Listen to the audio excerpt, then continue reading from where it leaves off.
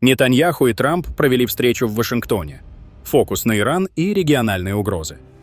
Премьер-министр Израиля Биньямин Нетаньяху прибыл в Вашингтон с рабочим визитом, по итогам которого состоялась встреча с президентом США Дональдом Трампом и специальным представителем по Ближнему Востоку.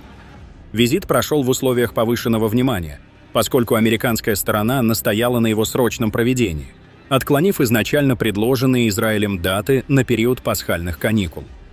Формат переговоров, закрытая личная встреча и расширенная дискуссия с участием ближайших советников ясно указывает на то, что обсуждались вопросы стратегического характера. В центре внимания оказался иранский ядерный проект, а также возможные действия в случае провала дипломатического пути.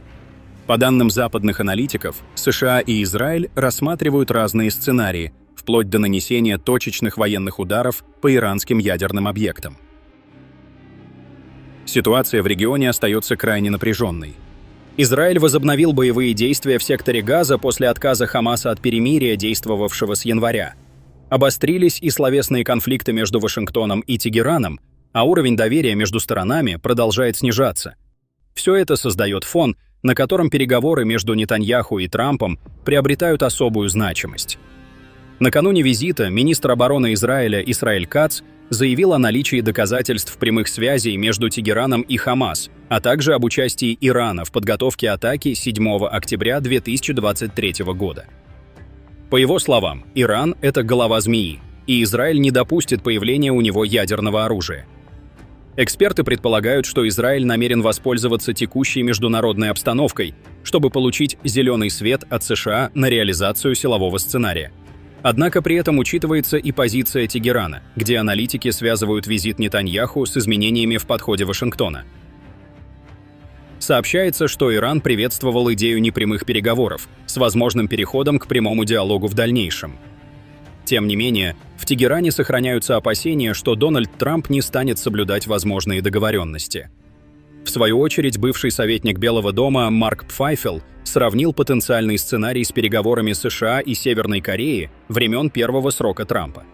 Подобный ход может быть выгоден обоим сторонам, если он поможет временно стабилизировать ситуацию. Для самого Нетаньяху визит стал важным шагом в попытке укрепить свои политические позиции, особенно на фоне затянувшегося конфликта в Газе, который пока не принес ощутимых результатов для Израиля. Удар по иранским объектам в глазах израильского лидера выглядит как способ вернуть стратегическую инициативу. Однако внутриамериканский и региональный контекст не столь однозначен. Вашингтон сталкивается с растущим давлением со стороны своих ближневосточных союзников – Египта, Саудовской Аравии и Иордании, которые обеспокоены возможной эскалацией. К тому же политический курс Турции и Ирака демонстрирует растущее отдаление от Запада. Таким образом, встреча Нетаньяху и Трампа – это не просто политический жест, а важная веха, которая может повлиять на дальнейший курс развития ближневосточной политики. В ближайшее время станет ясно, приведет ли диалог к усилению конфронтации или, напротив, откроет путь к осторожной деэскалации. На фоне возобновившейся напряженности между Тегераном и Вашингтоном, новый визит Биньямина Нетаньяху в США и заявление Дональда Трампа о нежелании Ирана работать через посредников могут свидетельствовать о начале нового этапа политического и силового давления. Несмотря на внешнюю демонстрацию открытости к переговорам, контекст подсказывает иную картину. Скорее попытку изменить баланс в свою пользу, чем стремление к деэскалации. Трамп дал понять, что, по его мнению, Тегеран готов к прямому контакту с Вашингтоном. Однако этот месседж не стоит воспринимать как шаг навстречу. Он больше похож на сигнал давления, сопровождаемый активностью американских военных сил в регионе.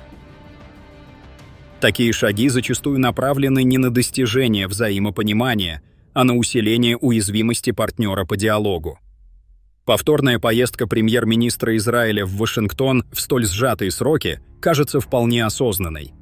Политические аналитики указывают, что Нетаньяху, скорее всего, стремится повлиять на линию поведения США, минимизируя вероятность потенциального компромисса с Ираном. Его повестка включает напоминание о важности сохранения силового сценария в качестве одного из рычагов давления. Реакция Тегерана пока сдержанная, что может быть стратегическим расчетом. В условиях усиливающегося информационного давления иранская сторона не торопится вступать в риторику конфронтации. Один из высокопоставленных иранских политиков, Али Лариджани, недавно повторил, что Иран по-прежнему придерживается принципов мирной ядерной программы и не отказывается от диалога. Тем не менее, в случае усиления угроз, Тегеран может скорректировать свою тактику. Интересным аспектом остается поведение государств Персидского залива. В отличие от прошлых лет, в этот раз они не демонстрируют открытой поддержки военной эскалации. По мнению наблюдателей, региональные игроки, включая Саудовскую Аравию и ОАЭ, обеспокоены рисками, которые может повлечь за собой открытое противостояние с Ираном, и предпочитают придерживаться более сбалансированной линии. Нельзя игнорировать и внутриполитические мотивы визита Нетаньяху. В условиях непростой ситуации внутри Израиля и ослабления поддержки, участие в крупных внешнеполитических инициативах может рассматриваться как инструмент укрепления личных позиций. Конфликт с Ираном, особенно в форме внешнего давления, может использоваться как способ консолидации власти и отвлечения внимания от внутренних трудностей. В конечном счете становится ясно, нынешняя динамика больше напоминает этап тактических маневров, чем начало реальных переговоров. Каждая сторона выжидает, проверяя пределы допустимого. А итог может зависеть не только от воли участников, но и от непредсказуемых факторов, в том числе внутренних кризисов и действий третьих сторон. В обостренной геополитической обстановке Ближнего Востока, где каждый дипломатический жест может стать прелюдией к серьезному конфликту, визит Биньямина Нетаньяху в Вашингтон становится событием с многослойной символикой. Это уже вторая его поездка в США за короткий период, и ее трудно рассматривать как случайное совпадение. Тем более, что параллельно с этим Дональд Трамп публично заявил, что Тегеран больше не нуждается в посредниках, якобы готов вести прямые переговоры. Однако за кажущейся готовностью к диалогу кроется нечто большее, чем дипломатия. Речь идет о тактическом давлении.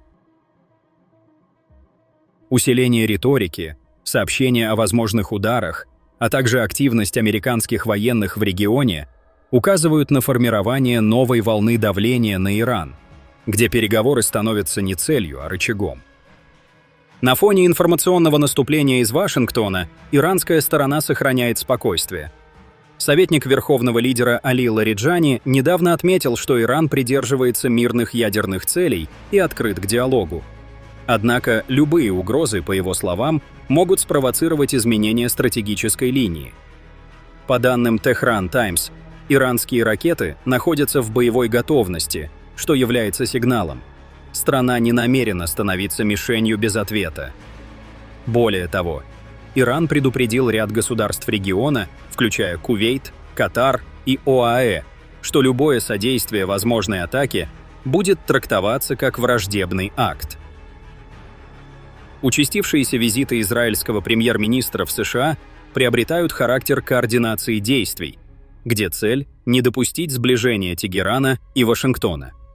По мнению аналитиков, Нетаньяху стремится убедить американскую администрацию в необходимости сохранять военный вариант в числе основных сценариев. Это также может быть связано с внутренними политическими расчетами. В отличие от более ранних периодов, страны Персидского залива демонстрируют сдержанный подход, избегая резких шагов. На этом фоне важным остается и позиционирование поддерживаемых Ираном групп в Ираке. По сообщениям Reuters, некоторые шиитские формирования уже начали разоружение, чтобы избежать вовлечения в возможный конфликт. Источники утверждают, что это решение одобрено их иранскими кураторами, признак того, что в Тегеране также понимают цену эскалации. На дипломатической арене формируется сложная партия, где каждая сторона пытается перехватить инициативу. Для Трампа прямая риторика и предложение переговоров – это не жест доброй воли, а элемент стратегии давления. Иран же, маневрируя между молчанием демонстрации силы и готовностью к диалогу, показывает, что участвует в игре, но не по навязанным правилам. В этой затяжной геополитической шахматной партии побеждает не тот, у кого больше фигур, а тот, кто умеет правильно рассчитать ход оппонента и предложить доску, на которой правила задает он сам. Пишите ваше мнение в комментариях и подписывайтесь на наш канал, чтобы не пропускали самые важные новости мира и нашего региона.